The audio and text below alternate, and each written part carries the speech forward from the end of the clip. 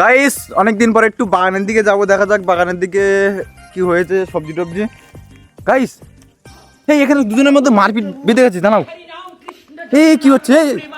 এই এই এই এই এই ছেলে এই এই কি হলো কি হলো কি হলো তোমাদের মধ্যে? কি কি কি কি আস্তে আস্তে কি কি কি আমার বউ ফেসবুকে এখন স্ক্রিনটাচ যুগ। হ্যাঁ হ্যাঁ হ্যাঁ এই কিভাবে নাম্বারটা নিয়ে যায় না, আমার বউকে নিয়ে পালাচ্ছে।